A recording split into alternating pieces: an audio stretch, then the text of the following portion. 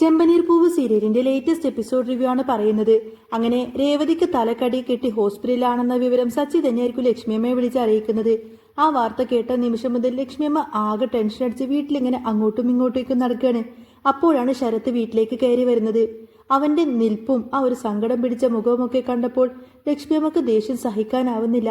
എന്റെ കൺമുന്നിൽ നിന്നെ കണ്ടുപോകരുത് എന്ന് ആക്രോശിച്ചുകൊണ്ട് തന്നെ അവർ നേരെ ശരത്തിന്റെ അടുത്തേക്ക് പാഞ്ഞെടുത്തങ്ങ് ദേഷ്യപ്പെടുകയാണ്. അമ്മേ, എന്താ കാര്യം എന്ന് പറയാന്ന് ശരത്ത് ചോദിക്കുമ്പോൾ ലക്ഷ്മിയമ്മ അങ്ങ് പൊട്ടിത്തെറിക്കാണ്. നിന്നോട് എത്ര വട്ടം പറഞ്ഞിട്ടുണ്ടടാ ആ ആന്റണിയുമായിട്ട് കൂട്ടുകൂടരുത് എന്ന്. ഇതിൽ കൂടുതൽ ഇനി എന്ത് സംഭവിക്കാനാണുള്ളത്? ആന്റണി നിന്റെ ചേച്ചിയെ പിടിച്ച് തള്ളിയിട്ട് അവളുടെ തലക്കൊക്കെ മുറിവ് പറ്റി അവൾ ഹോസ്പിറ്റലിൽ കിടക്കുകയാണ്. എന്റെ രേവതിക്ക് എന്തെങ്കിലും പറ്റിയാറുണ്ടല്ലോ, നിന്നെ ഞാൻ വച്ചേക്കില്ല. അന്ന് സച്ചിൻ നിന്നെ അടിച്ചപ്പോൾ എനിക്ക് വലിയ സങ്കടം തോന്നിയിരുന്നു. പക്ഷേ ഇപ്പോഴാണ് എനിക്ക് മനസ്സിലായത് അത് നിനക്ക് കിട്ടേണ്ടത് തന്നെയായിരുന്നു എന്ന്. രേവതിക്ക് എന്തെങ്കിലും സംഭവിച്ചു കഴിഞ്ഞാൽ പിന്നെ സച്ചിൻ നിന്നെ പച്ചക്ക് കത്തിക്കുമെന്നൊക്കെ പറഞ്ഞ് ലക്ഷ്മിയമ്മ ആകെ കട്ടക്കലിപ്പിലായിരിക്കും. ശരത്തിനോട് കൂടുതലൊന്നും സംസാരിക്കാനാവാതെ ലക്ഷ്മിയമ്മ ഫോണെടുത്ത് നേരെ ദേവിനെ വിളിച്ച് വേഗം തന്നെ വീട്ടിലേക്ക് വരാൻ പറയും. ആ തക്കം നോക്കി ശരത്ത് നേരെ പോകുന്നത് ആന്റിനെ കാണാൻ വേണ്ടിയിട്ടാണ്. സച്ചി കൈ തിരിച്ചൊടിച്ചതിന്റെ വേദനയുണ്ടെങ്കിലും പുറത്തിറങ്ങി കഴിഞ്ഞാൽ നാണക്കേടാണെന്ന് കരുതി ഹോസ്പിറ്റലിൽ പോവാതെ അവിടെ തന്നെ നിൽക്കുകയായിരിക്കും ആന്റണി. ശരത്തിനെ കണ്ട ഉടനെ തന്നെ കൂടെയുള്ള ഒരുത്തൻ ചൊടിപ്പിക്കാൻ തുടങ്ങാണ്. കണ്ടോ ശരത്തെ, നിന്റെ സച്ചിയാളിയൻ ഞങ്ങളുടെ ആന്റണി ചേട്ടനെ കൈ തിരിച്ചൊടിച്ചു. അവൻ നിന്റെ ചേച്ചിയുടെ ഭർത്താവായതുകൊണ്ട് മാത്രമാണ് ഞങ്ങൾ മിണ്ടാതിരുന്നത്. ഇല്ലെങ്കിൽ പിന്നെ നീയൊക്കെ എന്ത് ചെയ്യുമായിരുന്നടാ എന്ന് ശരത്ത് തിരിച്ചു ചോദിക്കുമ്പോൾ ആന്റണിയും കൂട്ടരും ഒന്ന് അമ്പരക്കുന്നുണ്ട്. ആന്റണി ചേട്ടാ, ഇതുവരെ ഞാൻ നിങ്ങളെ ഒരിടത്തും വിട്ടുകൊടുത്തിട്ടില്ല. എന്റെ അമ്മയും ചേച്ചിയും എത്ര പറഞ്ഞിട്ടും നിങ്ങളാണ് എനിക്ക് വലുത് എന്ന് കരുതിയിട്ട് ഞാൻ നിങ്ങളുടെ കൂടെ നടന്നു. എന്നിട്ട് നിങ്ങൾ എന്റെ ചേച്ചിയോട് ഇങ്ങനെ കാണിച്ചല്ലോ. ശരത്തെ, ഞാനൊന്നും അറിഞ്ഞില്ലടാ, സച്ചിയാണ് എല്ലാം തുടങ്ങിയതെന്ന് ആന്റണി ന്യായീകരിക്കാൻ നോക്കുമ്പോൾ ശരത്ത് വിട്ടുകൊടുക്കുന്നില്ല. മതി, നിർത്തിക്കോ. എന്റെ ചേച്ചിയെ പിടിച്ച് തള്ളിയിട്ടിട്ട് തലക്ക് മുറിവേൽപ്പിച്ചത് നിങ്ങൾ തന്നെയല്ലേ? അതൊന്നും ഇവിടെ നടന്നിട്ടില്ല എന്നാണോ പറയുന്നത്? നിന്റെ ചേച്ചി എന്റെ അടുത്ത് വല്ലാതെ തർക്കിച്ചു ശരത്തെ, അതുകൊണ്ടാണ് എന്ന് ആന്റണി പറയുമ്പോൾ അതിന് ചേച്ചിയുടെ മേത്തേക്ക് കൈവെക്കാണോ വേണ്ടത് എന്ന് ശരത്ത് കടുപ്പിച്ചു ചോദിച്ചു. എന്തെങ്കിലും ഉണ്ടെങ്കിൽ തന്നെ നിനക്ക് എന്നെ വിളിക്കാമായിരുന്നില്ലേ? അല്ലാതെ പെണ്ണുങ്ങളുടെ മേത്തേക്ക് കുതിര കയറാണോ നിന്റെയൊക്കെ സ്വഭാവം എന്നൊക്കെ ചോദിക്കും. ഇത് നോക്ക ആന്റണി ചേട്ടാ, എന്റെ ചേച്ചിയാണ് എന്റെ ചെറുപ്പം തൊട്ട് തന്നെ എന്നെ വളർത്തിയത്. എന്റെ ഫാമിലി നന്നാവാൻ വേണ്ടിയാണ് നിങ്ങൾ ചെയ്യുന്നത് തെറ്റാണെന്ന് അറിഞ്ഞിട്ട് പോലും ഞാൻ നിങ്ങളുടെ കൂടെ നിന്നത്. നിങ്ങളുടെ സ്ഥാനത്ത് വേറെ ആരെങ്കിലും ആയിരുന്നെങ്കിൽ ഞാൻ ഈ രീതിയിലല്ല പ്രതികരിക്കുക. നിങ്ങളായതുകൊണ്ട് മാത്രമാണ് ഞാൻ ഇപ്പം മിണ്ടാതെ നിൽക്കുന്നത്. മര്യാദക്ക് വന്ന് ചേച്ചിയോട് മാപ്പ് പറഞ്ഞേക്കണം. എന്ത് മാപ്പ് പറയാനോ? ഞാനോ? അവളല്ലേ ഇങ്ങോട്ടേക്ക് എന്റെ പിള്ളേരുടെ മുന്നിലേക്ക് വെച്ച് എന്നെ നാണം കെടുത്തിയത്. എന്നിട്ട് ഞാൻ അവളെ ഇങ്ങനെയൊക്കെ വിട്ടത് തന്നെ ഭാഗ്യമെന്ന് ആന്റണി തിരിച്ച് ആക്രോശിച്ചു. ആ വാശി കേട്ടപ്പോൾ ശരത്ത് തന്റെ നിലപാടങ്ങ് വ്യക്തമാക്കട്. മര്യാദക്ക് മാപ്പ് പറഞ്ഞില്ല എങ്കിൽ ഇനി ഈ പരിസരത്തേക്ക് പോലും എന്നെ കാണില്ല. നമ്മൾ തമ്മിലുള്ള എല്ലാ ബന്ധവും ഇതോടുകൂടെ തന്നെ അവസാനിച്ചു. എനിക്ക് സോറി ഒന്നും പറയാൻ പറ്റില്ല എന്ന് ആന്റണി തീർത്തും പറഞ്ഞതോടുകൂടെ തന്നെ എങ്കിൽ നമ്മൾ തമ്മിൽ എല്ലാ ബന്ധവും ഇവിടെ തീർന്നു എന്നും പറഞ്ഞുകൂടെ തന്നെ ശരത്ത് ദേഷ്യപ്പെട്ട് അവിടെ നിന്നും ഇറങ്ങിപ്പോയി. പോകുന്നവൻ പോട്ടടാ, അവൻ അവന്റെ ചേച്ചിയോടുള്ള സ്നേഹമാണ് ഇപ്പോൾ വലുത് എന്ന് ആന്റണി അവനെ പറഞ്ഞ് പുച്ഛിച്ചു തള്ളാണ്. പിന്നീട് അങ്ങനെ ഹോസ്പിറ്റലിൽ ഡോക്ടർ പരിശോധനകൾക്ക് ശേഷം വലിയ കുഴപ്പമൊന്നുമില്ല എന്നും സച്ചിയെ അറിയിച്ചു. തലക്ക് അടിയേറ്റത് കൊണ്ട് തന്നെ ഛർദ്ദിക്കാനോ മറ്റോ തോന്നുന്നുണ്ടോ എന്ന് ശ്രദ്ധിക്കണമെന്നും കുറച്ചു സമയം കഴിഞ്ഞ് വീട്ടിൽ പോകാമെന്നും പറഞ്ഞു. സച്ചി രേവതിയുടെ അടുത്തേക്ക് ചെന്നിട്ട് നീ ആകെ പേടിപ്പിച്ച് കളഞ്ഞല്ലോ എന്ന് തമാശ രൂപേണ പറഞ്ഞു. സച്ചി ജ്യൂസ് വാങ്ങാൻ പോകുന്ന സമയത്താണ് ലക്ഷ്മിയമ്മയും ദേവും ശരത്തും അങ്ങോട്ടേക്ക് വരുന്നത്. തലയിലെ കെട്ട് കണ്ട് ലക്ഷ്മിയമ്മ ആകെ ബഹളം വെക്കുമ്പോൾ രേവതി അവരെ ആശ്വസിപ്പിച്ചു. ആന്റണിക്കെതിരെ കേസ് കൊടുക്കണമെന്ന് ദേവു വാശി പിടിക്കുമ്പോൾ സച്ചി അവനെ കൊടുക്കേണ്ടത് കൊടുത്തിട്ടുണ്ട് എന്ന് പറഞ്ഞ് രേവതി തടഞ്ഞു.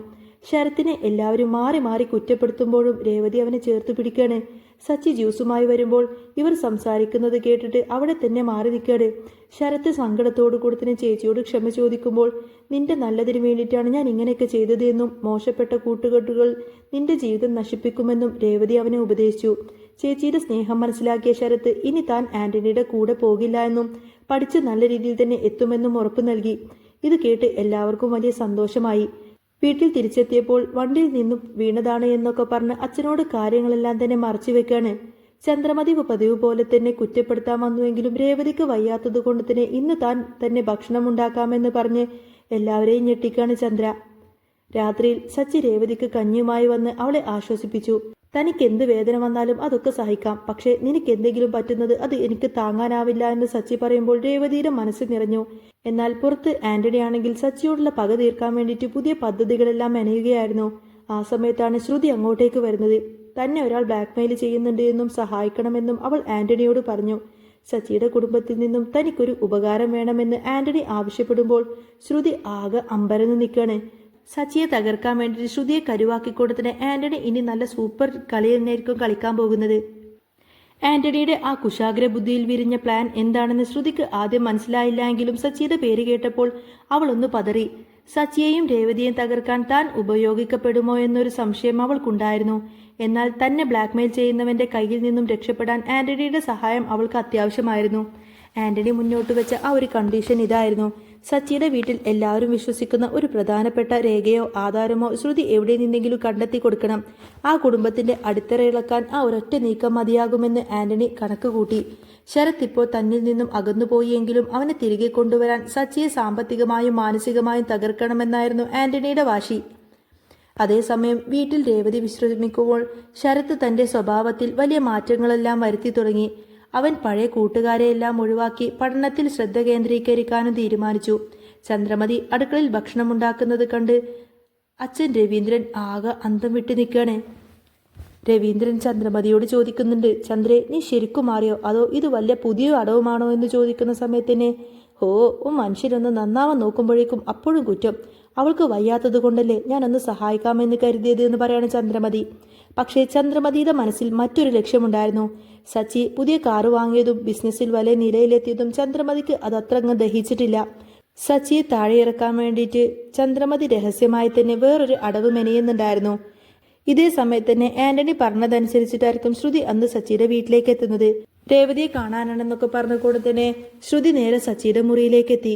എന്നാൽ ആ സമയത്ത് സച്ചിയോട് മാപ്പ് പറയാൻ വേണ്ടിയിട്ട് ശരത് അങ്ങോട്ടേക്ക് വരുന്നത് ശ്രുതിയെ പരിഭ്രാന്തിയിലാക്കി. ശരത്ത് ശ്രുതിയെ കൈയോടെ പിടിക്കുമോ, അതുപോലെ ആന്റണിയുടെ ചതിക്കുഴിയിൽ സച്ചി വീഴുമോ, രേവതിയുടെ പരിക്ക് ആ കുടുംബത്തെ ഒന്നിച്ചു നിർത്തുമോ എന്നൊക്കെ നമുക്ക് ഇനി കാത്തിരുന്ന് കാണാട്ടോ. ഇനി വരാൻ പോകുന്ന സൂപ്പർ അടിപൊളി ക്ലൈമാക്സ് രംഗങ്ങളൊക്കെ തന്നെയാണ്. അപ്പോൾ നിങ്ങൾക്ക് ഈ ഒരു ചാനൽ ഇഷ്ടമാണെങ്കിൽ സബ്സ്ക്രൈബ് ചെയ്യാനും സപ്പോർട്ട് ചെയ്യാനും മറക്കല്ലേ. നെക്സ്റ്റ് വീഡിയോ ഉടനെ വരാം. ബൈ.